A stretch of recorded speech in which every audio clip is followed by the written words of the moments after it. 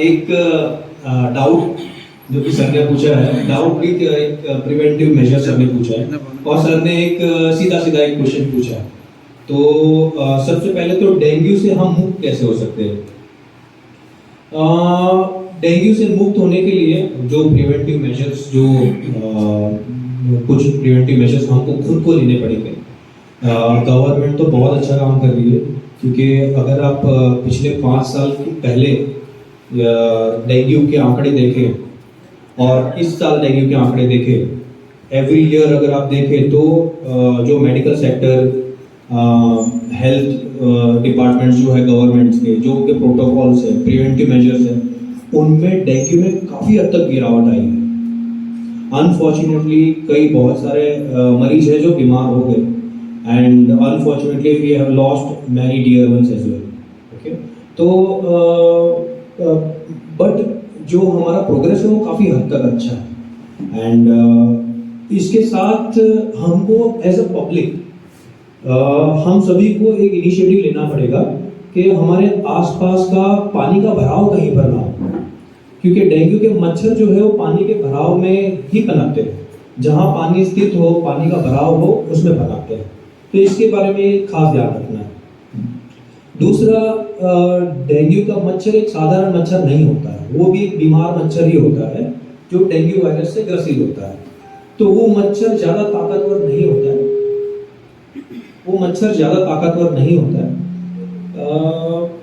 वो मच्छर भी बीमार होता है।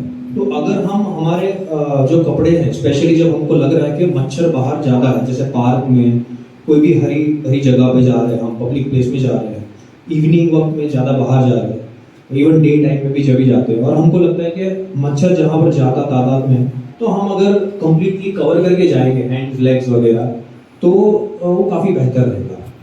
हम लोग कई सारे फर्श पे सोते हैं, जैसे स्पेशली गर्मियाँ होती है तो लोग फर्श पे सो जाते हैं। तो इवन एक बेड की जो हाइट होती है ना, तो बेड की हाइट तक उससे ज़्यादा डेंगू मलेरिया के मच्छर नहीं उड़ पाते। ओके, तो ये छोटी छोटी चीज़ें जो है वो काफ़ी मायने रखती हैं। तो we can sleep on beds, we can cover ourselves, ये सारी चीज़ें बहुत मायने रखती हैं। दूसरा, मॉस्किटोज के लिए गवर्नमेंट जो छिड़काव कर रही है वो कर रहे हैं। बाकी दूसरा, हम अपने घरों में हर एक कोने कोने में भी छिड़काव कर सकते हो, एक जनरल पेस्टिसाइड कंट्रोल भी कर सकते हो। बल्कि मैं आपको बताना चाहूँगा कि सिंगापुर में भी काफ़ी डेंगू मलेरिया हुए थे एक टाइम पे। अगर आप पुराना थोड़ा सा हिस्ट्री देखेंगे 10-15 साल पहले, तो उन्होंने उसको कॉम्बैट कैसे किया था। वो अभी क्या करते हैं, हर साल हज़ारों की तादाद में मच्छर को ब्रीड करते, उनको एनवायरनमेंट में छोड़ते हैं, ताकि वो मच्छर जो दूसरे मच्छर हैं जो डेंगू को फैला सकते हैं, वो उसको न्यूट्रलाइज कर दें। तो they are specially creating a breed of mosquitoes which are not harmful but beneficial, ऐसा। तो देयर आर अदर बहुत सारे प्रिवेंटिव मेजर्स है, एंड होपफुली एडवांसमेंट जितना है साइंस का, उससे हम काफ़ी प्रिवेंटिव मेजर्स ले सकते हैं, एंड एक स्टेज पे पहुंच जाएंगे जहां डेंगू बहुत ही कम मात्रा में होगा। अनदर प्रिवेंटिव मेजर्स जो मेडिकल साइंस में है, जिनको दूसरी बार डेंगू होने की शंका होती है, जिनको 2 बार डेंगू हो चुका होता है, उनमें आजकल वैक्सीन पाई जाती है। ठीक है, अभी वो वैक्सीन की अवेलेबिलिटी इतनी वाइडली नहीं है, क्योंकि डेंगू के वैक्सीन लेने के भी बहुत सारे प्रोटोकॉल्स होते हैं। तो अगर वाइडली अवेलेबल करा दिया जाए तो सभी लोग ले लेंगे, तो बट वो सभी में नहीं दी जाती, ओनली सिलेक्टेड पेशेंट्स ही उनको ले सकते हैं। ठीक है, तो वैक्सीन के बारे में भी थोड़ा सा लोगों में अवेयरनेस और वैक्सीन प्रोग्राम्स करने की ज़रूरत है। आई थिंक प्रिवेंटिव मेजर्स में कुछ I hope I have touched enough points. जहाँ तक सर का सवाल है कि डेंगू में इलाज क्या, तो डेंगू एक वायरल इन्फेक्शन है, एंड अनफॉर्चुनेटली वायरल इन्फेक्शन का कोई इलाज नहीं होता। डेंगू वायरस का भी कोई इलाज नहीं है। डेंगू वायरस की अपनी गति होती है, वो अपनी गति से उभरता है, अपनी गति से समाप्त होता है। बट ये जो डेंगू की बीमारी है, वो जो स्टॉर्म होता है बॉडी के अंदर, और वो जब अपनी गति से ख़त्म होता है, तो उसी स्टॉर्म में हमारा खुद का जो इम्यून सिस्टम फाइट करता है बॉडी को, तो उसमें पेशेंट की स्थिति बहुत गंभीर हो जाती है। एंड अनफॉर्चुनेटली काफ़ी फेटल आउटकम होते हैं, मतलब काफ़ी चिंताजनक स्थिति उभर आती है, पेशेंट आईसीयू में चले जाते हैं, ब्लीडिंग हो जाती है, ब्रेन में ब्लीडिंग होने का सबसे ज़्यादा खतरा होता है। एक डेंगू शॉक सिंड्रोम जो कि बताते हैं कि सारे ऑर्गन्स फेल हो जाते हैं ना, बीपी एकदम ड्रॉप हो जाता है, उसको उससे रिकवर होना वो बना नामुमकिन के बराबर है। हालांकि इसके परसेंटेजेस बहुत कम है एज कम्पेयर टू, अगर आप कंपैरेटिवली देखेंगे तो जितने हमारे पास पेशेंट्स होते हैं उनमें से ऐसी गंभीरता की स्थिति पे बहुत कम लोग जाते हैं आज के मेडिकल साइंस में। और ये हमारा जो रिजल्ट है, हम हमारे भारत देश में we are very proud that we are giving very good results, क्योंकि ऐसे ही पेशेंट्स अगर यूएस यूके में हो तो वो इलाज नहीं कर पाएंगे उनके लिए मतलब काफ़ी मुश्किल हो जाता है, उनके लिए रिसर्च का विषय हो जाता है जो हमारे डॉक्टर्स बहुत इजीली ट्रीट कर लेते हैं। डेंगू, क्योंकि डेंगू वायरस का इलाज नहीं है तो सबसे पहले तो आपको फीवर पे काम करना होता है। सभी फीवर का इलाज नहीं किया जाता है, फीवर को कुछ हद तक कंट्रोल किया जाता है, और उसमें कई बार जो डॉक्टर्स होते हैं जो कि डेली 50 से 100 मरीज देखते हैं, तो उनके लिए हर एक मरीज या हर एक मरीज के रिश्तेदार को जवाब दे पाना काफ़ी मुश्किल हो जाता है। बट आई थिंक इंडिया में अभी ये ड्राइव भी शुरू हो गया कि कैसे रिश्तेदारों के साथ कम्युनिकेट करके उनको कैसे अच्छे तरीके से समझाया जाए, और इसी दिशा में चलते हुए अभी आप देखेंगे कि काफ़ी कम्युनिकेशन हद तक काफ़ी ठीक हुआ है। तो उससे आपकी जो भी डॉक्टर से आप सलाह मशवरा लेंगे उनसे कम्युनिकेशन ठीक हो जाएगा मोस्ट लाइकली। जहाँ तक इलाज का सवाल है, हम सिर्फ कॉम्प्लिकेशंस को घातक स्थिति में ना पहुँचे उसका प्रिवेंटिव मेजर्स कर सकते हैं। अगर डेंगू की वजह से जैसे इम्यून सिस्टम कम हो गया काफ़ी, तो उसमें पेशेंट को दूसरे इन्फेक्शन का खतरा जो होता है तो एंटीबायोटिक से ठीक करने की कोशिश करते हैं, क्योंकि जैसे ही आपकी डेंगू वायरस आपको लगता है कोई भी वायरल इन्फेक्शन में बॉडी की इम्यून सिस्टम एकदम कम हो जाती है, तो उनमें जो नॉर्मल बैक्टीरिया जो होते हैं, नॉर्मल सर्दी जुकाम हो, नॉर्मल गले की खराश हो, वो भी बहुत गंभीर रूप से बढ़ जाता है, नॉर्मल यूरिन का इन्फेक्शन भी बहुत हो सकता है। ओके, तो इन कॉम्प्लिकेशंस को बचाव के लिए एंटीबायोटिक्स कई बार इस्तेमाल करते हैं डॉक्टर्स, पैरास्टामोल, फिर पेन किलर जैसे इबुप्रोफेन हो गया है ना, तो दूसरे पेन किलर्स इस्तेमाल करके फीवर को डाउन किया जाता है, बदन दर्द को ठीक किया जाता है। अच्छा, डेंगू वायरस से जो भी बीमार होते हैं उनमें कैसा होता है कि जो छोटी छोटी खून की नाड़ियाँ होती है जो बाल से भी पतली होती है, तो वो कई बार फट जाती है, उनमें से कई बार पानी लीक हो जाता है। आपके समझ के लिए मैं बता रहा हूँ, पानी लीक हो जाता है तो फिर आपके फेफड़े में पानी भर सकता है, पेट में पानी भर जाता है, हाथ पैरों में स्वेलिंग आ जाती है। सेम किडनी के अंदर भी ऐसी ही कुछ प्रक्रियाएं होती है जिससे किडनियां बंद होने का खतरा होता है, जो कि काफ़ी खतरनाक माना जाता है। तो इन चीज़ों के, इन कॉम्प्लिकेशंस को हम ट्रीट करने की कोशिश करते हैं, और हम बस उम्मीद करते हैं कि पेशेंट की बॉडी रिस्पॉन्ड कर जाए, क्योंकि डेंगू वायरस का अल्टीमेट जो इलाज है वो पेशेंट खुद करता है। पेशेंट की खुद की इम्यून सिस्टम, पेशेंट का खुद का फिजियोलॉजी, हम जितनी दवाइयाँ देते हैं तो पेशेंट की बॉडी जितना अच्छे से रिस्पॉन्ड करती है उतना अच्छा रिजल्ट मिलता है। सर, थोड़ा प्लेटलेट्स के बारे में भी थोड़ा बहुत बताएं। मैं डेंगू का नोडल अफसर था, दोनों बड़ी डिमांड रही कि प्लेटलेट चला दी, इसके 50,000 है, वो भी डिमांड ज़्यादा। डॉक्टर भी वायरस आपको समझना पड़ेगा कि ये जो वायरस है वो आपके ब्लड में जो आपकी प्लेटलेट्स होती है उसको उसके अंदर बैठ जाता है।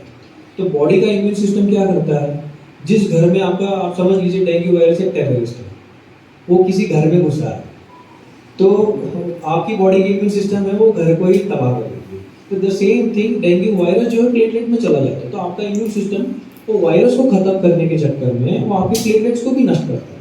ओके, तो इसमें आपकी प्लेटलेट्स भी गिर जाती है। बट प्लेटलेट्स, हमारे पास कई सारे मरीज हैं जिनके 5-5 हज़ार प्लेटलेट, 3-3 हज़ार प्लेटलेट, बल्कि हमारे ही भूतपूर्व मैनेजर जो थे उसका 3,000 प्लेटलेट पहुंच गया था, और वो बोले सर मुझे तो कोई लक्षण नहीं है, मुझे बस थकान हो रही है। तो मैंने बोला कुछ मत करो, लेटे रहो, खाओ पियो, अपने आप ठीक होगा। क्योंकि अब कैसा है, जब वायरस खत्म हो रहा है, अगर आप बाहर से प्लेटलेट देंगे तो आप समझिए, मैं आज आपके समझने के लिए मैं बता रहा हूँ, एक्चुअली वैसा नहीं होता। डेंगू वायरस का खुराक ही है प्लेटलेट। अगर आप उसको किसी इंसान को प्लेटलेट चढ़ा देंगे तो कैसे ठीक होगा? आप तो वायरस को खुराक दे रहे हैं, बट बढ़ावा दे रहे हैं। तो जब प्लेटलेट कम होते हैं तो आप बेस्ट है आप घर के कोई नुस्खे ना कीजिए, एक जो मेडिकल सेंटर है आपके नज़दीक, आप वहाँ पर जाइए, उनको आप सलाह मशवरा मतलब आप बता सकते हैं कि उनसे सलाह मशवरा ले सकते हैं और सारे रिपोर्ट्स करा लीजिए कि कॉम्प्लिकेशंस क्या क्या है। और वेट एंड वॉच कि कहीं ब्लीडिंग का खतरा नहीं है, कहीं ब्लीडिंग का खतरा नहीं है। अगर आपके बीपी डाउन नहीं जा रहा है तो प्लेटलेट चढ़ाने की आवश्यकता नहीं होती है। हाँ, अभी है प्रावधान दिया है 10,000 से कम ब्लीडिंग का खतरा बहुत ज़्यादा होता है। वैसे आइडियली 20,000 से कम हो तो ब्लीडिंग का जो थ्रेशोल्ड है वो और भी ब्लीडिंग के उसमें जाता है प्रोपोर्शनेट में। तो डेंगू में अगर आपको इलाज सही तरीके से चाहिए, एसडीपी आरडीपी कब चढ़ाना है, तो उसमें कुछ चेक बॉक्स होते हैं कि जो अगर 1 2 3 4 5 5 चीज़ें अगर आपकी टिक होती है। आई थिंक जब गवर्नमेंट ने एडवाइजरी जारी की थी कि किन को प्लेटलेट चढ़ाने चाहिए किन को नहीं, तो उन्होंने भी एक चेकलिस्ट दी थी। तो जब वो चेकलिस्ट में अगर कोई भी पेशेंट आता है तब उसको प्लेटलेट चढ़ानी चाहिए, अन्यथा प्लेटलेट्स अवॉइड करने चाहिए, क्योंकि अननेसेसरी पैनिक होता है। प्लेटलेट अगर आपने किसी को चढ़ा दिए तो प्लेटलेट्स में अपने आप में खतरा होता है। जिनको प्लेटलेट्स हम चढ़ाते हैं तो उसके बाद हमको ये डर रहता है कि प्लेटलेट्स चढ़ाने से कई लोगों को बुखार आ जाता है। प्लेटलेट से बुखार भी होता है, आपको कई बार कपकपाहट भी हो सकती है, कई लोगों को एलर्जिक रिएक्शन होता है। तो इन सारी चीज़ों से अगर पेशेंट एकदम स्टेबल है, जैसे कोई भी है, हम किसी को भी डेंगू हो, एकदम ठीक ठाक है, ये जस्ट अंडर ऑब्जर्वेशन आप 2 या 3 दिन अस्पताल में रह सकते हैं। इसमें आपका प्रवाह बॉडी टोटल डिहाइड्रेट हो जाती है। तो आपको लिक्विड इनटेक, डाइट इनटेक अगर आप अच्छे से रखेंगे तो ज़्यादातर ऐसा पाया गया है कि अगर आपका खाना पीना अच्छा है तो कोई भी वायरस आपको जल्दी नुकसान नहीं पहुँचा पाएगा। लोग ये भी कहते हैं जैसे डॉक्टर भी अनफॉर्चुनेटली घरेलू नुस्खे हम बता सकते हैं, बट अनफॉर्चुनेटली अब तक ऐसा कोई मेडिकल रिसर्च नहीं है जिससे प्लेटलेट्स बढ़ा सके। प्लेटलेट बढ़ाने के लिए एक ही चीज़ है जो मेडिकल साइंस में है कि प्लेटलेट बढ़ाने का फैक्टर्स आते हैं, इंजेक्शन थ्रोम्बोपोएटिन आते हैं, ठीक है। तो मतलब थ्रोम्बोपोएटिन होते हैं जो कि आपकी जो बोन मैरो होता है, हड्डी के अंदर का जो चूरा होता है, वहाँ से सारे खून के कण बनते हैं। अब खून के कण सिर्फ लाल कलर का खून नहीं होता, आरबीसी, प्लेटलेट, डब्ल्यूबीसी, तो वो सबको बढ़ाने के लिए उनके अलग अलग इंजेक्शन आते हैं। बस वो इंजेक्शन आप लगा सकते हैं, लेकिन वो भी उनमें जिनमें प्लेटलेट्स ना बन रही है। और डेंगू वायरस में आपको प्लेटलेट बनने का डिफेक्ट नहीं है, तो डेंगू वायरस में आपका प्लेटलेट जो है वो टूट गया। तो you just have to wait and watch for.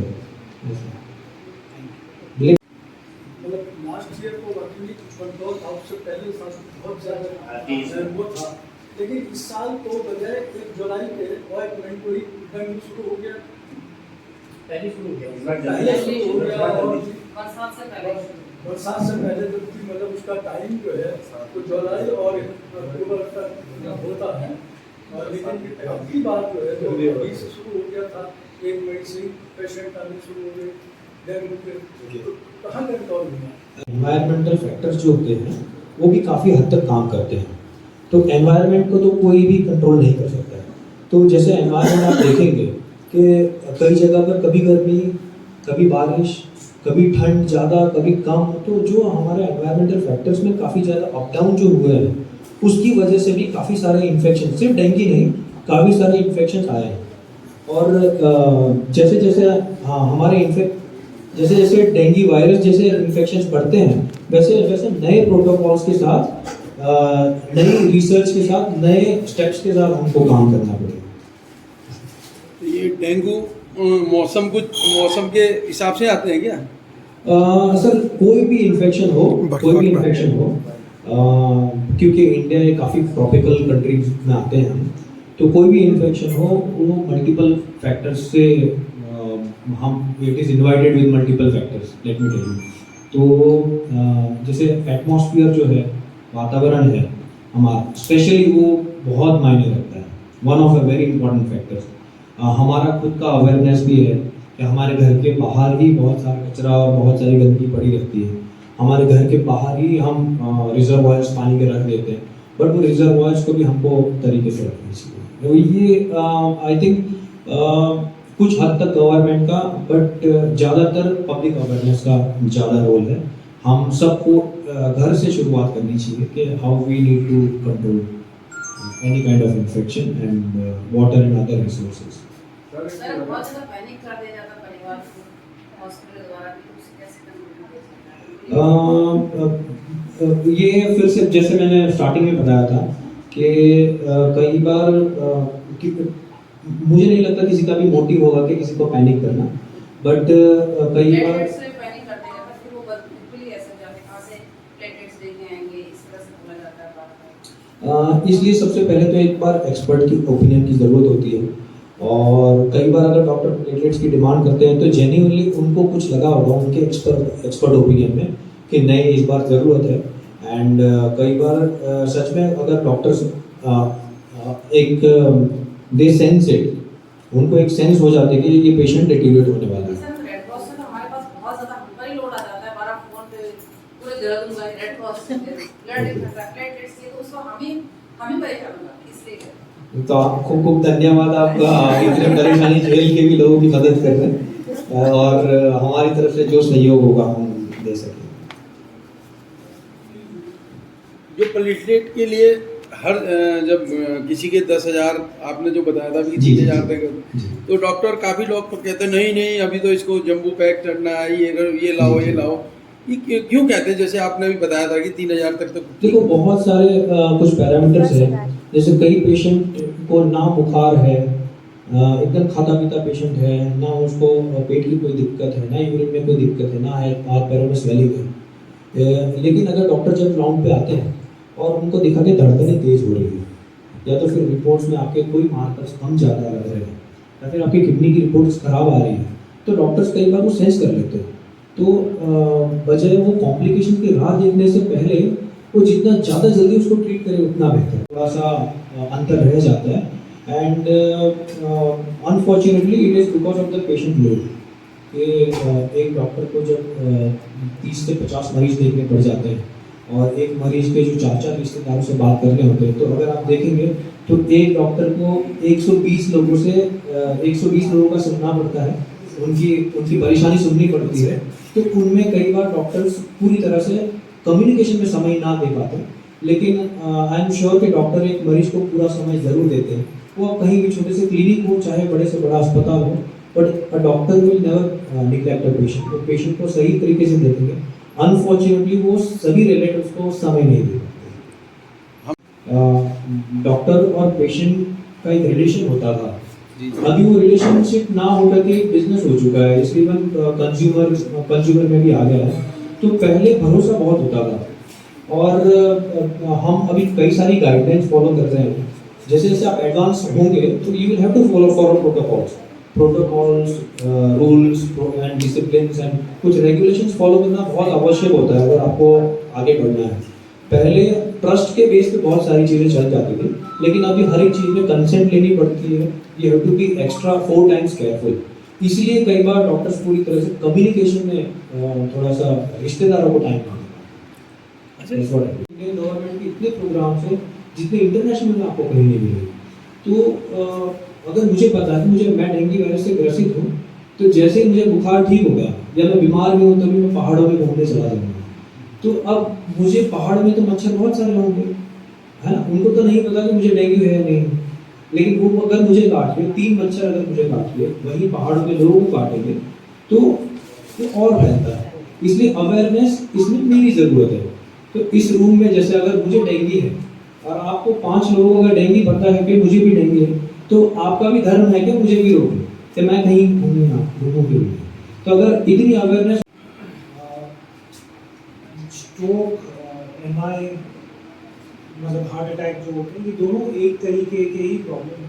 Basically अगर मैं आपको इसके बेसिक क्यों ये होता है उसके बारे में आपको बताऊं, तो आप हर ऑर्गन में खून की नसें होती है, एंड वो खून की नसें आपके ऑर्गन्स को न्यूट्रिशन और ऑक्सीजन सप्लाई करती है, और सारे जो यूज प्रोडक्ट होते हैं जो शरीर में कोई काम के नहीं होते वो लेकर जाके बाहर वही ऑर्गन से वो नलियों के जरिए बाहर आता है। जो नसों से खून ऑर्गन में जाता है उसे आर्टरी कहते हैं, और जो नसों से बाहर आता है उसे वेन कहते हैं। कोई भी रुकावट इस प्रोसेस में जो आर्टरी में जो जाने वाली नस होती है उसमें रुकावट को हम स्ट्रोक कहते हैं, अगर वो रुकावट ब्रेन में होती है। हार्ट में होती है तो हम उसे हार्ट अटैक कहते हैं। फेफड़ों में होती है तो हमें उसे पल्मोनरी एम्बोलिज्म कहते हैं। आंतों में होती है तो हम उसको आंतों का इस्कीमिया कहते हैं। तो अलग अलग नाम है, प्रॉब्लम सिमिलर है क्योंकि हर ऑर्गन का फंक्शन अलग है। हार्ट का फंक्शन है कि आपके सारे शरीर को पंपिंग करे, ब्लड पहुंचाए। ब्रेन आपका सारा कोऑर्डिनेशन, वायरिंग का काम होता है सारा ब्रेन से। तो सबके लक्षण थोड़े डिफरेंट हैं। सडनली तो पहले तो कुछ पेशेंट्स होते हैं जो, या कुछ लोग होते हैं जो जिनमें कुछ रिस्क फैक्टर्स होते हैं, जैसे कोई स्मोक करता है, किसी के फैमिली में कोलेस्ट्रॉल का प्रॉब्लम होता है, बड़ा हुआ रहता है, पेरेंट्स को रहता है, या ब्लड प्रेशर डायबिटिक पेशेंट्स होते हैं हमारे फैमिली में। सो वो एक रिस्क फैक्टर, और ये जो बीमारियां होती है डायबिटीज़, ब्लड प्रेशर, कोलेस्ट्रॉल, ये सारे नॉन मॉडिफाइबल रिस्क फैक्टर्स का आप कुछ नहीं कर सकते, इसे आप कंट्रोल कर सकते कोशिश करके। बट कुछ मॉडिफाइबल रिस्क फैक्टर होते हैं, जैसे स्मोकर्स होंगे तो उन्हें स्मोक नहीं करना है तो कैन हेल्प, और हेल्दी लाइफस्टाइल मेंटेन करना है तो ये हमारे हाथ में। फैमिली हिस्ट्री, कुछ लोगों के पेरेंट्स हार्ट की या ब्रेन की इस तरह के प्रॉब्लम्स हुए होते हैं, एंड उनको बस प्रिकॉशन लेना होता है। तो जब ये हम इसे आइडेंटिफाई कैसे करें, मतलब पहचाने कैसे? सडनली एक जकड़न सा दर्द आपके सेंटर ऑफ द चेस्ट या आपके left side of the chest में हो, जो कभी कभी आपके जॉ में रेडिएट करता हो, कभी कभी आपके पीठ में जाता हो, कभी कभी आपके शोल्डर में या एल्बोज में।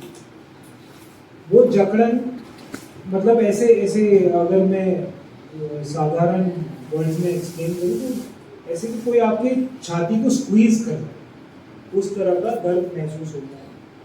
बट ये हर सिनेरियो में ये क्लासिकल पेन नहीं होता, कभी कभी बिल्कुल पेन ही नहीं होता है एंड ईसीजी में चेंजेस आने लगते हैं, कभी कभी एसिडिटी जैसा लगता है, सडनली पेशेंट वॉमिट करता है एंड उसको वो भी एक सिम्टम है। तो इस तरह का कोई भी एसोसिएटेड सिम्टम जो छाती से अराउंड आपको कभी गैस लगता हो या ऐसे, तो इसको एक बार एड्रेस तो करना चाहिए, तो एक बार अपने डॉक्टर से मिल करके डिस्कस करना चाहिए, स्पेशली उन लोगों में जिनमें नॉन मॉडिफाइबल रिस्क फैक्टर होते हैं, diabetes, hyper blood pressure, family history, cholesterol का प्रॉब्लम, और जो स्मोकर्स है। तो इन्होंने ये चीज़ों को इग्नोर नहीं करना चाहिए। पहले ऐसा था कि 40-45 के बाद में ये प्रॉब्लम होते थे, बट अभी हमारे लाइफस्टाइल, हमारे डाइट, हमारे स्ट्रेस लेवल्स इतने ज़्यादा हो गए हैं कि ये कोई एज रिस्ट्रिक्टेड नहीं है, कभी भी आपको दिल का दौरा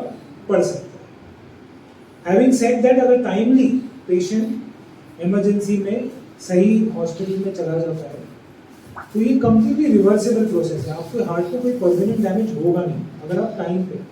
तो there is something called as golden period. पहले 3 घंटे में अगर कोई पेशेंट हॉस्पिटल पहुंच जाता है और डॉक्टर ने उसे डायग्नोज कर लेते हैं, तो कुछ दवाई ऐसी अवेलेबल होती है जो उसे कम्प्लीटली रिवर्स कर देती है, इवन अगर आपके पास एंजियोग्राफी या एंजियोप्लास्टी की फैसिलिटी नहीं हो। हमारे हॉस्पिटल में ये फैसिलिटीज अवेलेबल है, तो इसे और बेटर तरीके से मैनेज किया जा सकता है। स्ट्रोक इसी तरह का प्रॉब्लम आपके ब्रेन में होता है कि सडनली आपने देखा कि हार्ट में ताकत कम हो गया, फेस एक तरफ डिविएट हो गया है, हाथ उठ ही नहीं रहा है, पैर उठ ही नहीं रहे, बात आवाज़ नहीं आ रही है, सडनली बैठे बैठे एकदम जीभ लड़खड़ाने लगी थी, तो ये लक्षण स्ट्रोक के होते हैं। स्ट्रोक में भी गोल्डन पीरियड होता है जो 6 घंटे का होता है। तो अगर आप हॉस्पिटल आ जाते हैं, पहले तो स्ट्रोक 2 तरह के होते हैं। एक होता है जिसमें खून का थक्का बन जाता है और नसों में ब्लॉक हो जाता है और खून वो एरिया को नहीं जा सकता। दूसरा होता है कि अंदर खून की नली फट जाती है। जो पहला वाला होता है वो 80% कॉमन है, जो दूसरा वाला होता है वो 20% कॉमन। तो जैसे ही कोई पेशेंट इमरजेंसी में स्ट्रोक का जाता है तो पहले हम उसका सीटी स्कैन करते हैं, ये देखने के लिए कि अंदर ब्लीडिंग तो नहीं है, क्योंकि अगर खून पतला करने की दवाई ब्लीडिंग वाले पेशेंट को दे दी जाएगी तो उसका प्रॉब्लम और बढ़ जाएगा।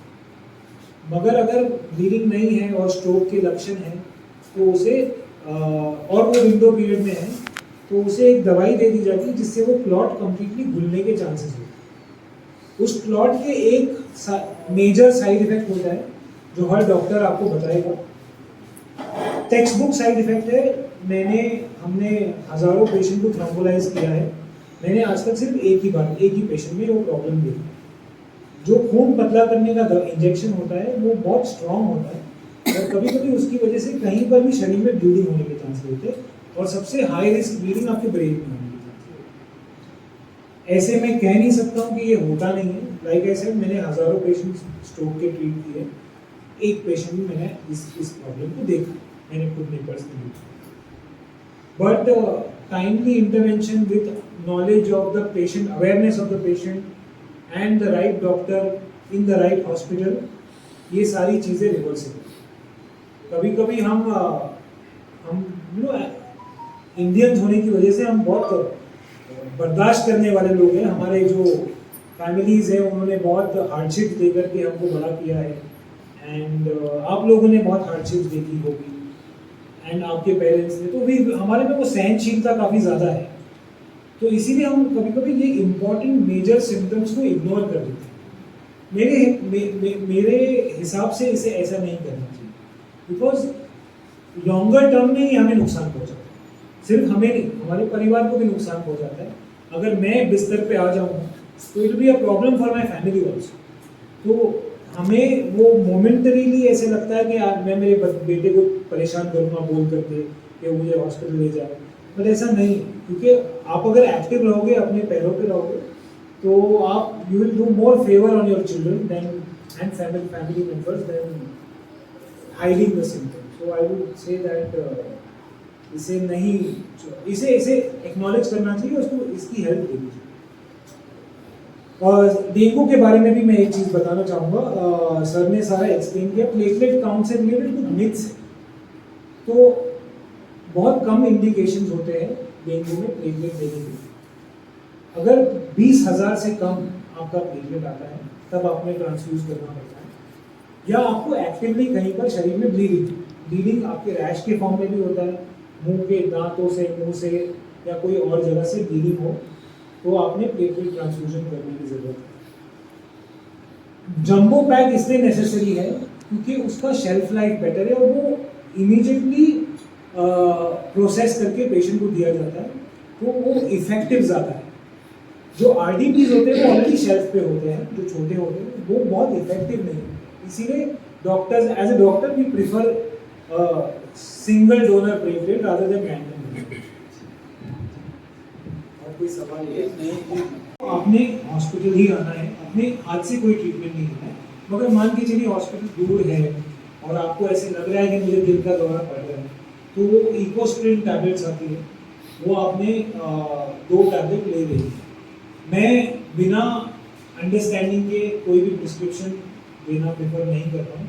बहुत लोग कहते हैं कि ये किट आपको अपने पास आनी चाहिए, but it can, short wait, but वो डेट्रीमेंटल हो सकती है अगर आपके पास प्रॉपर अंडरस्टैंडिंग उस चीज़ की नहीं है।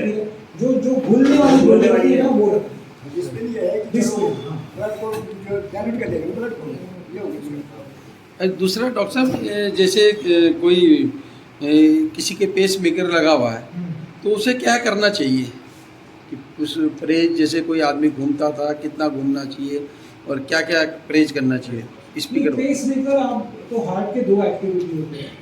एक होता है इलेक्ट्रिक एक्टिविटी, जो आपके वायर्स होते हैं, इनविजिबल वायर्स होते हैं जो आप आंखों से नहीं देखते, और एक मैकेनिकल मसल वाला एक्टिविटी। पेस मेकर जो होता है वो आपकी इलेक्ट्रिकल एक्टिविटी को नॉर्मलाइज करता है। कभी कभी एज रिलेटेड या कोई और प्रॉब्लम की वजह से उस वायरिंग में डिफेक्ट हो जाता है, तो उसे रिप्लेसमेंट पेस मेकर बाहर से वायर डाल दीजिए। तो इन दैट सिनेरियो आपने रेगुलर उसका बैटरी चेक करते रहना चाहिए और कोई भी मैग्नेटिक फील्ड में जाने के पहले उसमें प्रिकॉशन लेने की ज़रूरत है। सेकेंडली, आपको अपने कंपनी, जो भी कंपनी का आपका पेस मेकर है, उनके जो टेक्नीशियन होते हैं उनसे टच में रहिए, ऑफकोर्स अपने कार्डियोलॉजिस्ट। दूसरा, उसमें भाग दौड़ ज़्यादा कम करनी चाहिए, ज़्यादा अगर आपका हार्ट का मसल भी कमजोर है तो कम। कम। और मैं आपसे थोड़ा बोन हेल्थ के बारे में ही बात करूंगा। मुझे लगता है हार्ट और ब्रेन के बारे में काफ़ी लोगों को सबसे ज़्यादा इमरजेंसी इसी में ही होती है। मुझे नहीं लगता औरतों में कोई इमरजेंसी होती है, औरतों में सिर्फ चोट लगती है या फिर आपको एज रिलेटेड प्रॉब्लम होती है, घुटनों की समस्या हो गई, कमर की समस्या हो गई, जोड़ों में दर्द हो गया। मुझे लगता है लेक्चर देने से अच्छा है मैं ये कोशिश करूंगा कि आप मेरे से पूछें और मैं आपको जवाब दूं, वो ज़्यादा बेटर रहेगा कि मैं आपको एक लेक्चर दूं। तो जोड़ों से संबंधित कुछ चीज़ें हैं और एज रिलेटेड जो घुटनों की ज़्यादा समस्या है जो हर एक किसी इंसान में होती है, किसी एक एज के बाद कॉमन होती है। चोट की वजह से कभी कभी वही समस्या जो है एक कम उम्र में भी आने की संभावना होती है। दूसरी, बोन की जो वीकनेस है जिसको हम ऑस्टियोपोरोसिस बोलते हैं, वो भी एज रिलेटेड होती है। महिलाओं में ज़्यादा होती है, मेल्स में कम होती है। उसके भी कारण हैं जो कि मैं थोड़ा सा डिस्कस करूँगा। मैं एक जनरल व्यू दे देता हूँ कि ऑस्टियोपोरोसिस से स्टार्ट करता हूँ कि ऑस्टियोपोरोसिस एक तरीके से हमारी जो हड्डियाँ हैं वो कमज़ोर हो जाती हैं, भुरभुरी हो जाती हैं, स्पंज टाइप हो जाती हैं। उसके बहुत सारे कारण हैं। उसके एक तो सबसे ज़्यादा है एज रिलेटेड है। महिलाओं में ज़्यादा मैंने इसीलिए बोला है क्योंकि महिलाओं में मेनोपॉज के बाद कुछ हार्मोन्स होते हैं जो कि बोन्स के लिए बेनिफिशियल होते हैं और वो मेनोपॉज के बाद वो चले जाते हैं, गुड हार्मोन्स जिनको बोलते हैं। उसके बाद आपने महसूस किया होगा, जितनी भी महिलाएं हैं, महसूस किया होगा कि मेनोपॉज के बाद आपके मूड में, बॉडी में, हेयर्स में, बोन में बहुत तरीके के आपको चेंजेस आपने महसूस किए होंगे। तो वो मेनोपॉज के बाद ही आते हैं और उसके बहुत सारे कारण और बहुत सारे ट्रीटमेंट ऑप्शंस भी अवेलेबल होते हैं। तो उसका सबसे ज़्यादा प्रभाव जो महिलाओं पे आता है वो मूड स्विंग्स के बाद हड्डियों पे आता है। और इसीलिए आपने देखा होगा कि 60-70 की एज में वॉशरूम में या फिर कहीं चलते हुए भी अगर थोड़ा सा बारिश हुआ है, गीला भी हो रहा है, गिर गए तो तुरंत फ्रैक्चर हो जाता है। क्यों? क्योंकि उनकी बोन्स जो है बहुत वीक होती है। दूसरा है जोड़ों की समस्या जो कि पहाड़ी इलाके में काफ़ी कॉमन मैंने देखी है। मैं दिल्ली में भी रहा हूँ, दिल्ली में भी जॉइंट पेन होता है, मतलब जिसको हम गठिया बोलते हैं। बट मैंने यहाँ आके देखा है कि यहाँ ज़्यादा है, जोड़ों की समस्या यहाँ ज़्यादा है। अर्थराइटिस है जिसको, वो काफ़ी ज़्यादा है। वो उसके भी बहुत सारे कारण हैं, हेरिडिटरी हो सकता है, एनवायरमेंटल फैक्टर्स होते हैं, बहुत सारे और भी फैक्टर्स हैं, स्मोकिंग है, अल्कोहल है, फिर कुछ वायरल इन्फेक्शंस होते हैं उसकी वजह से। उसके बाद भी जिसको हम पोस्ट वायरल अर्थराइटिस बोलते हैं, जैसे कि डेंगू के बाद जोड़ों में दर्द काफ़ी ज़्यादा हो जाता है। आप लोगों ने या फिर बहुत सारे आपके जितने भी परिचित हैं उन लोगों ने आपसे पूछा होगा या बताया होगा कि पहले मैं बिल्कुल ठीक था और जैसे ही फीवर आया, जैसे कि चाहे चिकनगुनिया है, चाहे कोई भी वायरल फीवर है, डेंगू है, उसके बाद जोड़ों में दर्द की समस्या बनी रह जाती है। तो जोड़ों में जो दर्द की समस्या है वो अर्थराइटिस है। धीरे धीरे जोड़ खराब हो जाते हैं। होता क्या है, कुछ ऑटो इम्यून डिजीज होती हैं। ऑटो इम्यून का मतलब ये होता है कि हमारा खुद का इम्यून सिस्टम कभी कभी हमारे जो जोड़ों में जो कार्टिलेज होते हैं, कुछ सेल्स होते हैं, उसके अगेंस्ट ही काम करने लग जाता है। जो हमारा इम्यून सिस्टम जो हमारी बॉडी ने बनाया है किसी वायरस के लिए, उसके अगेंस्ट लड़ने के लिए, वही जो इम्यून सिस्टम है हमारे कुछ सेल्स को एनिमी मान लेता है और उसके अगेंस्ट काम करने लगता है। तो उसकी वजह से जोड़ों की समस्या आ जाती है। ये ऑटो इम्यून डिजीज में होता है और ऐसा पोस्ट वायरल अर्थराइटिस में भी होता है कि हमारा जो इम्यून सिस्टम है वो उसको। लेकिन पोस्ट वायरल अर्थराइटिस जो फीवर के बाद का जो अर्थराइटिस है वो 4-6 महीने या 8-9 महीने में अपने आप धीरे धीरे या फिर कुछ दवाइयों से मैनेजेबल है। बट जो अर्थराइटिस है ऑटो इम्यून जो परिवार में चलता है उसको आप नहीं कर सकते। बहुत सारे लोग क्लेम करते हैं, मैं कुछ नाम नहीं लूँगा, कि हमने, चाहे वो आयुर्वेदिक है चाहे वो होम्योपैथिक है, कि हम लोगों ने इसके ऊपर 0 कर दिया, ये कर दिया। बट आज तक ऐसा हुआ नहीं है, मुझे नहीं पता। उसके लिए जैसे आपको बीपी शुगर की दवाई, आप अच्छा बीपी शुगर कंट्रोल करने के लिए आप कुछ करते हैं ना, जैसे नमक नहीं खाना, शुगर के लिए आपने शुगर का ध्यान रखना है, खाने का ध्यान रखना है। थोड़ा कुछ मेडिसिन हैं कि अगर आपको नॉर्मल लाइफस्टाइल मॉडिफिकेशन से आपके कंट्रोल नहीं हो रही हैं, तो आप कुछ दवाइयों का सेवन करते हैं। उसी तरह से अर्थराइटिस है, अगर आप उसको ट्रीट नहीं करवाएंगे तो जोड़ खराब हो जाएंगे, टेढ़े हो जाएंगे, और उसके बाद आप जाएंगे डॉक्टर के पास कि डॉक्टर साहब मैं 10 साल से ये इलाज ले रहा हूँ, मैं वो इलाज ले रहा हूँ, यहाँ से मैंने घुट्टी ले ली, वहाँ से मैंने पुड़िया ले ली, यहाँ से मैंने नस दबवा ली, तो जोड़ खराब हो गए, तो हमारे जैसे लोग फिर आगे एंड में यही बोलेंगे अब तो ऑपरेशन ही है, और फिर वही चीज़ हो जाती है कि अरे आपके पास तो पहली बार है, आपने तो आते बोल दिया कि ऑपरेशन करेंगे। हमारे लिए तो दोनों समस्या है, ठीक है। तो और दूसरा, रेड क्रॉस से जैसे कि आप लोग फील्ड में रहते हैं, काफ़ी ट्रॉमा आपने देखा होगा, बहुत सारे लोगों को चोट लग जाती है। तो सबसे पहले मैं आपको सिर्फ उसी चीज़ के बारे में 2 मिनट में बताऊंगा कि कभी भी आपको लगता है कि किसी भी पेशेंट को चोट लगी है, और चाहे हिप में लगी, हाथ में लगी है, रिस्ट में लगी, कहीं भी लगी है, तो एक बार देख लीजिए उसका मूवमेंट बहुत पेनफुल होगा, आपने उसको कुछ करना नहीं है, उसको अगर कुछ टेढ़ापन है हाथ को तो हल्का सा उसको सीधा करके उसको स्प्लिंट कर देना। स्प्लिंट करने के बाद आपने उसको सीधा डॉक्टर के पास लेके जाना है। स्प्लिंटिंग से क्या होता है कि फर्दर इंजरी के चांसेस जो होते हैं ना वो कम हो जाते हैं, थोड़े ब्लीडिंग के चांसेस। बट स्प्लिंटिंग ऐसा भी नहीं हो कि आपने इतना तेज बांध दिया, बहुत टाइट बांध देंगे तो वो डैमेज ज्यादा कर देगा। तो हाथ में, पैर में बहुत छोटे छोटे मतलब एक मॉड्यूल्स आते हैं जिसमें आप लिंब को किस हिसाब से आप स्प्लिंट कर सकते हैं। गर्दन में अगर कोई भी रोड ट्रैफिक एक्सीडेंट है तो हम ये मान के चलते हैं कि उसको गर्दन में चोट लग गई होगी, तो हमेशा सर्वाइकल कॉलर देना, उसकी गर्दन को सीधा करना, हाथ पैरों को सीधा करना, स्ट्रेचर में सही तरीके से उसको शिफ्ट करना, जैसे डॉक्टर साहब ने बताया पल्स ठीक है कि नहीं है, ये सारी चीज़ें। तो ये एक फर्स्ट एड का एक हिस्सा है जिसको बहुत ज़रूरी है कि करना है। अब मैं आपसे बोलूँगा कि इमरजेंसी से रिलेटेड आप मेरे से पूछेंगे, ऑर्थो से रिलेटेड तो मैं बता पाऊँगा, कोई और टॉपिक है चाहे वो बोन हेल्थ से रिलेटेड है तो आप पूछेंगे तो मैं ज़्यादा बता पाऊँगा। देखिए, अगर हमारी सबसे पहले मैं बात करूँ कि ये बोन हेल्थ किसी भी हेल्थ के लिए ना कोई वो मेडिसिन नहीं होती है, they are nutritional supplements. Medicine की कैटेगरी ड्रग की कैटेगरी में आती है। अगर बोन हेल्थ से रिलेटेड हम कुछ भी ले रहे हैं अनटिल अनलेस आपको कोई डिजीज नहीं है, ठीक है, अब आप चाह रहे हैं कि मेरी एज हो गई और मैं चाहता हूँ कि मेरी बोन हेल्थ ठीक रहे, तो सबसे पहले हमें अपनी लाइफस्टाइल चेंज करनी पड़ेगी, हमारा अपने न्यूट्रिशन चेंज करना पड़ेगा, हमें सुबह उठ के घूमने जाना पड़ेगा, हमारे जोड़ों की हमने एक्सरसाइज करनी पड़ेगी, थोड़ा बहुत योग करना पड़ेगा। जब तक आप अपने जोड़ों के ऊपर या मांसपेशियों के ऊपर जोर नहीं डालेंगे या उनकी एक्सरसाइज नहीं करेंगे तो उनमें जो स्ट्रेंथ है ना वो स्ट्रेंथ नहीं बचेगी। धीरे धीरे मांसपेशियां जोड़ लूज हो जाएंगे और जैसे जैसे मांसपेशियां और जोड़ लूज होंगे इंजरी के चांसेस बढ़ जाएंगे। तो आप नियमित तौर पर सबसे पहले तो क्या आपका वजन भी बढ़ना चाहिए। वजन पे कोई ध्यान नहीं देता है, दवाई पे ज़्यादा ध्यान देते हैं कि डॉक्टर साहब मेरे को शुगर हो गई है, मेरे को बीपी भी हो गया, मेरे जोड़ों में दर्द हो गया है, और उनको सबसे पहले हम ये बोलते हैं कि आप वजन कम करिए, आपके घुटनों की दर्द, अभी घुटने खराब नहीं है आपके, घुटनों की दर्द ठीक हो जाएगा। तो यही बोलते हैं कि डॉक्टर साहब क्या खाएं, मतलब अभी भी बोल रहे हैं क्या खाएं क्या खाएं जिससे वजन कम हो जाए, मतलब खाने नहीं छोड़ना है। कैल्शियम का विटामिन डी का क्या रोल है सर?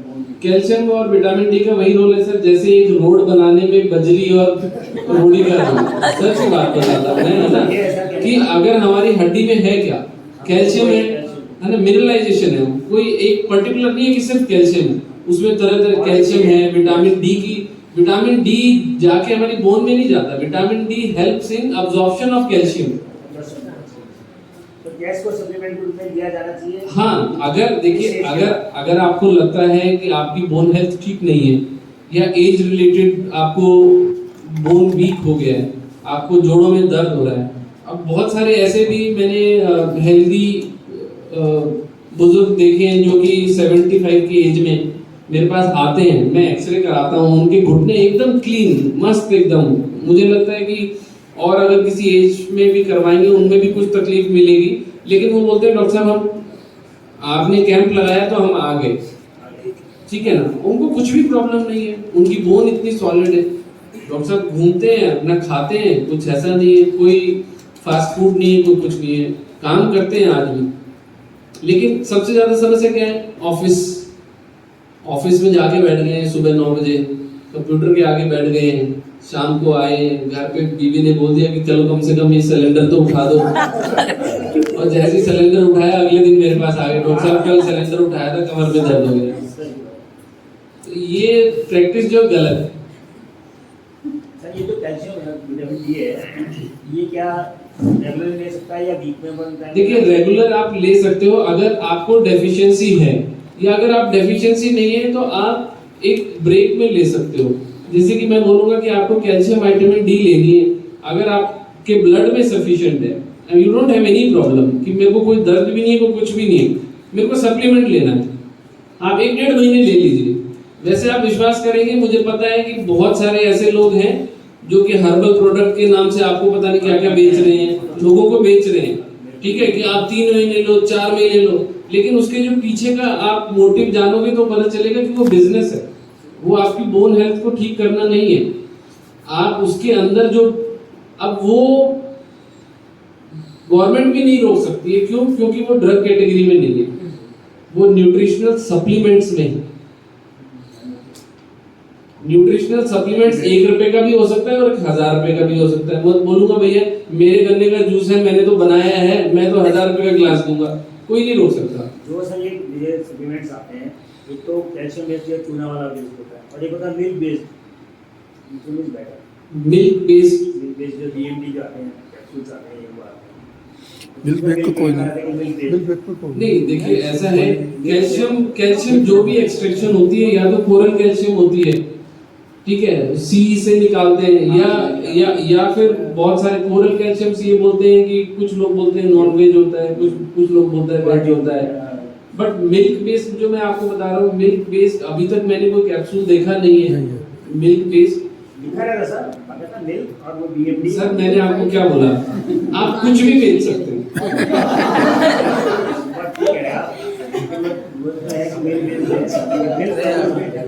आपकी बात देखो, मैं वही बता रहा हूँ ना सर, गवर्नमेंट की कोई रेगुलेशन नहीं है, कोई चेक नहीं है न्यूट्रिशनल सप्लीमेंट के ऊपर। आप अपनी कंपनी खोल के कुछ भी बेच सकते हो, बशर्ते आपके पास, आपको उसके लिए ड्रग लाइसेंस की भी जरूरत नहीं, आपको सिर्फ एंड सिर्फ एक अपना बिजनेस नंबर चाहिए, बस कुछ नहीं चाहिए। डॉक्टर साहब ये एक छोटा सा कि ये शुगर वालों को हड्डी में भी असर होता है? बिल्कुल होता है सर। अगर किसी को बीपी की प्रॉब्लम है, अगर किसी को शुगर की प्रॉब्लम है, अगर किसी को लिपिड बढ़ रहा है, सारी चीजों का असर हमारे ऊपर, इवन किसी को पेट की समस्या है, सारी चीजों का असर हमारी हड्डियों पे होता है। हमारी हड्डियां जो है वो धीरे धीरे कमजोर होती हैं। मैंने बताया जैसे महिलाओं में होती हैं वैसे ही मेल्स में भी होती है। हमारा जो रूटीन है ना वो बहुत ही सेडेंटरी लाइफस्टाइल जीते हैं हम लोग, मुझे लगता है। गांव के लोग अच्छा जीते हैं लेकिन वो भी धीरे धीरे अभी चेंज हो गया है। पहले जब तक आप जॉब करते थे तब तक एक्टिव थे, उसके बाद घर में जाके बहुत सारे ऐसे फौजी भाई हैं जिनको मैं जानता हूँ, जब तक फौज में थे तब तक ठीक है, उसके बाद गांव चले गए हैं, बीवी को बोल दिया तू गाय रख ले, और बीवी गाय देख रही है और वो खुद बैठ के ताश खेल रहे हैं। मेरा जीवन का अनुभव है, मैंने ये देखा है जीवन में, अगर मैंने कह दिया मैं बीमार हो गया, अगर मैं दर्द हो गया तो आगे जाकर मैं लोगों में ये कहता कि दिमाग को हमेशा बिजी रखना पड़ेगा। अगर आप बिजी हैं तो आपको बीमारी है, काम छोटा हो बड़ा हो कोई फर्क नहीं पड़ता। मैं लड़कों से जुड़ा हूँ, किसी जुड़ा हूँ तो मैं बिजी हो जाता हूँ। किसी मैं कई लोग जैसे आपने मैं खुद बड़ा कोई करते हैं, मुझे प्रणाम कर दिया, आप अच्छी बात है। घर बैठे क्या करो, घर बैठे जब तक आदमी सरकारी सेवा में रहता ना तब तो उसका दिमाग ठीक रहता है, साफ सुथरा रहता है, टाइम वगैरह।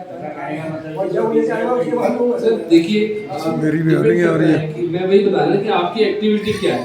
सही बात। अब मैं आपको एक उदाहरण देता हूँ कि जितने भी लेबर हैं, जब आप घर बनवाते हैं, काम करते हैं, दूसरी उनके पास लिफ्ट तो नहीं है, तीसरी चौथी मंजिल 15-15 ईंट लेके चढ़ जाते हैं, वो कभी नहीं आए मेरे पास, डॉक्टर ने कमर में दर्द है, ठीक है।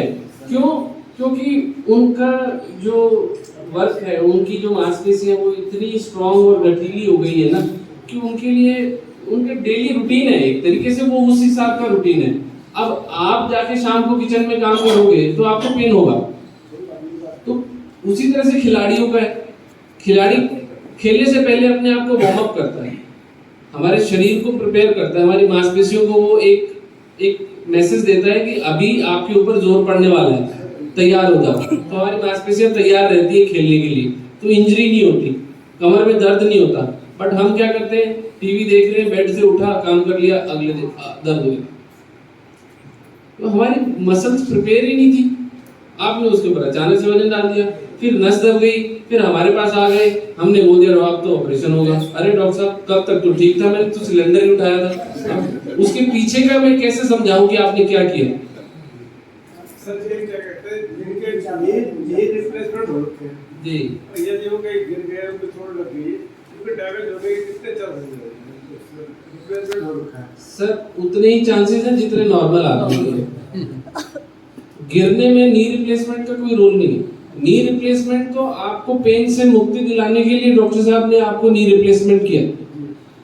बहुत सारे लोगों के मन में और हमारी समाज में, सोसाइटी में बहुत मिथ है कि अगर हमने नी रिप्लेसमेंट करा लिया तो जैसे हैं वैसे भी नहीं रहेंगे, बट ये गलत है। उनके क्या कहते हैं, अगर कोई चोट लगी तो उनको ठीक होने का क्या कितने चांसेस हैं? डिपेंड करता है किस तरह की चोट है। सिर्फ मांसपेशियों में चोट है, हड्डी में चोट है, या हड्डी में जो हमने वो लगाया है वो हिल गया है, लूज हो गया है, कुछ और प्रकार का है। आप बहुत सारे लोग डरते भी हैं, बहुत सारी माताएं जो आती हैं यहाँ पर बोलती हैं डॉक्टर साहब मेरे को डर लगता है। ठीक है, सबसे बड़ी समस्या क्या है, चलिए मान लीजिए मैं बोलता हूँ, सबसे पहले मैं बोलता हूँ कि कोई इलाज नहीं है। वो मेरे पास भी आती है घूम फिर के, जब 10 साल हो गए, 5 साल हो गया, ये सोच के कि मेरे पास कोई दवाई होगी। पहली बात वो बीमारी नहीं है सर, बीमारी नहीं है तो इलाज भी नहीं है, मतलब कोई दवाई से इलाज। बीमारी होगा तो हम कुछ उसकी दवाई निकालेंगे ना। एज रिलेटेड है, मेरे भी बाल उड़ रहे हैं, सर के भी उड़ गए, सबके उड़ गए, सफेद हो गए हैं। अब मैं क्या बोल रहा हूँ, ये बीमारी है, ये एजिंग है। जैसे हमने 80 साल के बाद, 85 साल के बाद निकल लेना है, वो एजिंग है हमारे। घुटनों की एजिंग जल्दी आ जाती है क्योंकि सारे कमर में और घुटनों में सबसे जल्दी आती है, बाकी हिस्सों में नहीं आती, क्योंकि हमारा जो चलने का जो वेट बेयरिंग है, जो हमारा बैलेंस बनता है वो कमर से बनता है, और कमर से बनने के बाद सारा वजन जो है हमारे घुटनों में आता है। तो घुटनों में और कमर में समस्या बढ़ती है। अब घुटनों में समस्या बढ़ गई है, अगर मान लीजिए आपको इतना पेन है कि आप बिना दवाई के नहीं कर सकते, और उम्र है 60 साल, मैं ये मानता हूँ कि ऑन एन एवरेज 75-80 तो भगवान ने देता ही है सबको, अगर कोई प्रॉब्लम ना हो तो क्या आप 15 साल दर्द में जियोगे? मान लीजिए, मैं बोलता हूँ मैं नहीं करता ऑपरेशन, बट आप ये बताओ 15 साल आप दर्द में जियोगे, 15 साल आप दवाई लोगे, किडनी का कोई इलाज है, लीवर में कोई समस्या है, पेट में अगर छाले पड़ गए उसमें फिर दिक्कत। अगर पेट में छाले आ गए मतलब आप खा रहे हो तो आपको अब्जॉर्ब नहीं हो रहा, आप कैल्शियम खा रहे हो तो अब्जॉर्ब नहीं हो रहा, आपको विटामिन खा रहे हो तो क्यों छाले हो रखे हैं पेट में? अब पेट में छाले हो गए तो आपके शरीर में तो कुछ जाएगा नहीं, कुछ भी खाते रहो, अब्जॉर्प्शन ही नहीं होगी, हड्डियां और कमजोर हो जाएंगी। 60 साल का आदमी 80 का दिखने लग जाएगा। नी रिप्लेसमेंट सिर्फ इसलिए किया जाता है सर, ताकि आपकी दवाइयां छूट जाए, आप इंडिपेंडेंटली रात को उठ के वॉशरूम चले जाओ, आपको अपने बच्चों को परेशान करने की जरूरत नहीं है कि मुझे चाय बना के दे दे, मैं खुद जाके चाय बना के, मैं 2 किलोमीटर 3, मेरे ऑपरेशन किए हुए बहुत सारे लोग ऐसे हैं जो 5 किलोमीटर 10 किलोमीटर तक भी वॉक करते, सीढ़ी चढ़ते, 3 मंजिल उतरते भी हैं।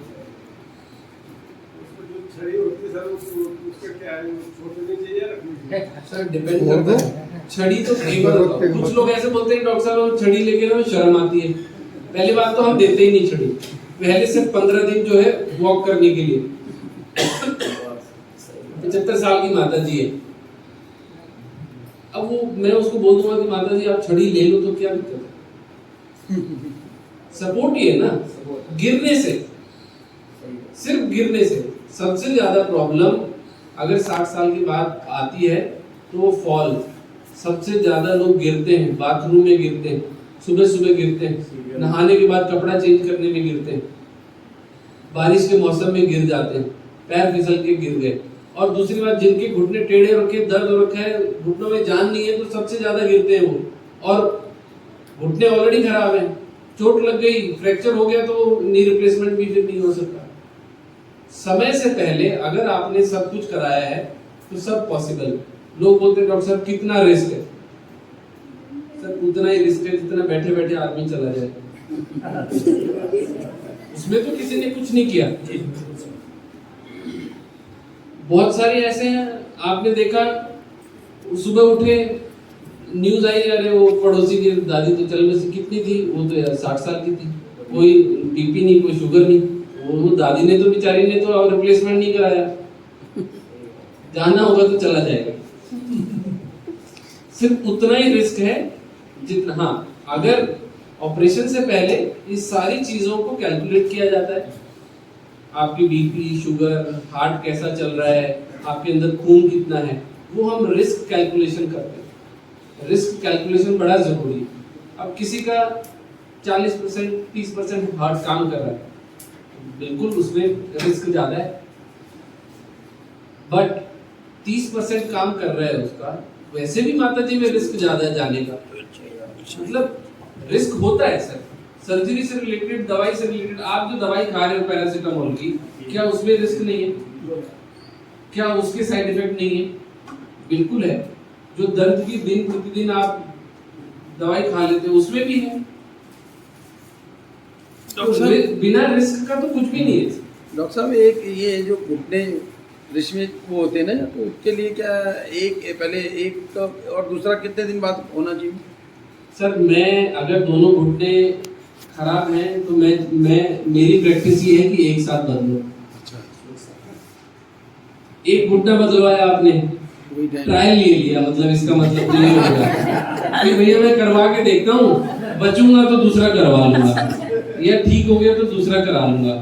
फिर दोबारा आप मेरे पास आओगे, फिर वही प्रोसीजर, आपके 50 टेस्ट होंगे, फिर डॉक्टर साहब देखेंगे आपके, फिर दोबारा मैं ऑपरेशन करूंगा, 5 दिन दोबारा हॉस्पिटल में रहोगे, फिर फिजियोथेरेपी करोगे। आपकी कार के 2 टायर खराब है सर, तो आप क्या बोलोगे? मैं एक करवा लेता हूँ यार।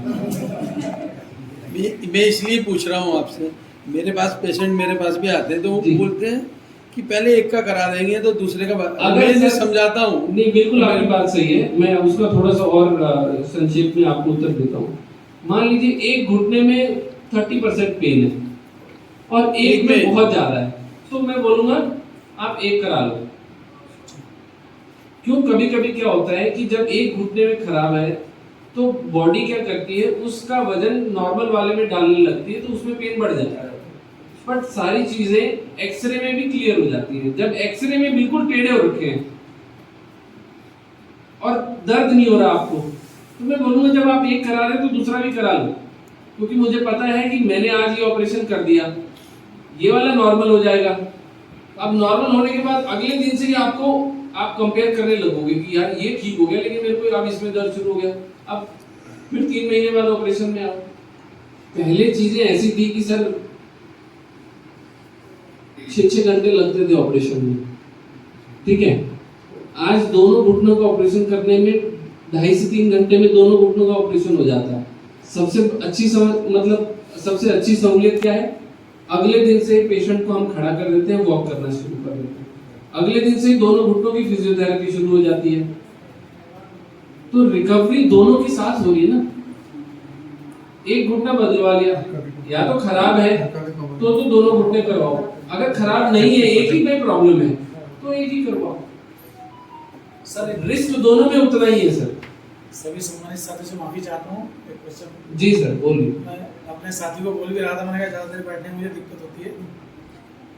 मेरे साथ घटना घटी 2 साल पहले, बिल्कुल फिट हूँ, जिनको आप नहीं चेंज कर सकते। अब मैं आपको बताता हूँ, मैं परसों की बात बता रहा हूँ। दोनों घुटनों का ऑपरेशन कर रहा था और 3 घंटे के बाद मेरे को कंधे में दर्द हो गया। नेचुरल है सर। आपको पता है आपको कोई प्रॉब्लम नहीं थी पहले, आप झुके हो, समस्या आपने वजन नहीं उठाया, तो आपकी मांसपेशी खींची है। पहले कोई प्रॉब्लम नहीं थी, सर ठीक। कमर में यहाँ हाँ, मैं वही बता रहा हूँ, मैं आपको एक उदाहरण दे रहा हूँ। मैं कह रहा हूँ प्रॉब्लम अभी भी है, मैं फिर भी आ जाऊंगा आपके पास। बिल्कुल सर, अगर देखिए अगर आपको कोई प्रॉब्लम हुई, मैं एक और उदाहरण देता हूँ आपको।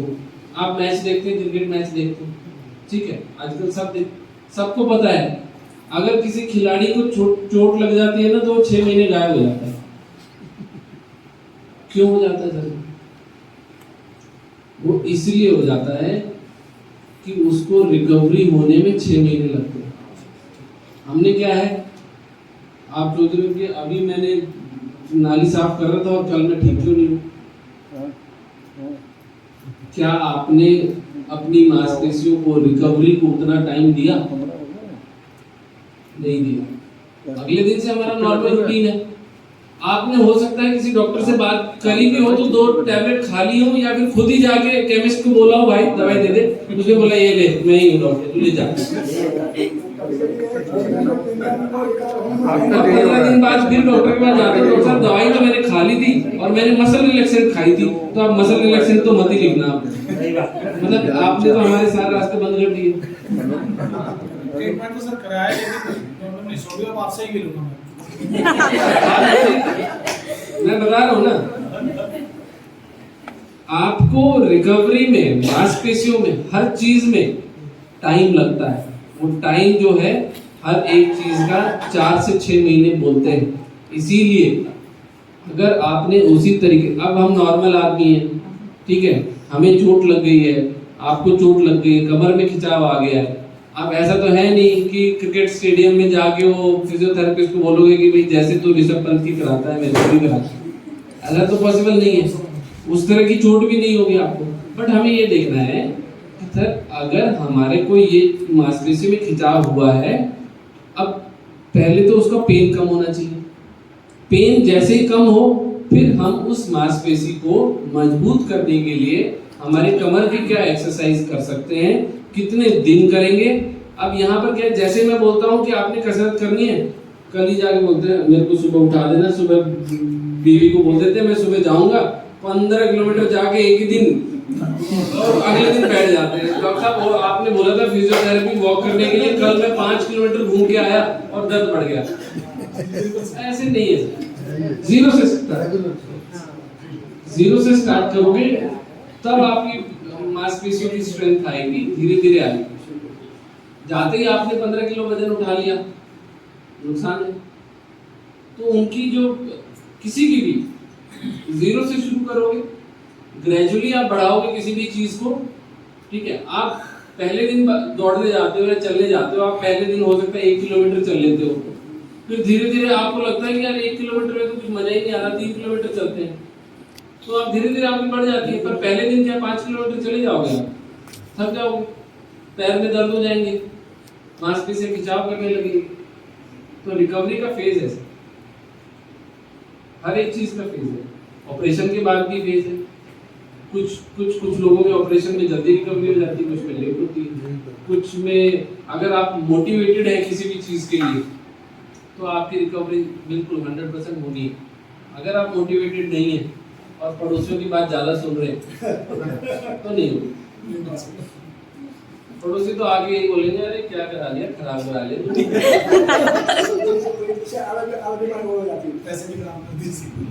बोला तू उसको दिखाता वो नस दबाता है, बहुत बढ़िया उन्होंने इस गोष्ठी में मतलब यहाँ पर हम लोगों को इन्वाइट करके और हम अपने विशेषज्ञों से उन चीज़ों की जानकारी दी है जो कि हमें होनी चाहिए, क्योंकि हम जो है समाज के सेवा के रूप में काम करते हैं, वॉलंटियर्स के रूप में काम करते हैं। वॉलंटियर्स के रूप में काम करने का मतलब यही है कि जब तक हमें किसी बात की नॉलेज नहीं होगी तो हम दूसरे को क्या फ़ायदा दे सकते हैं।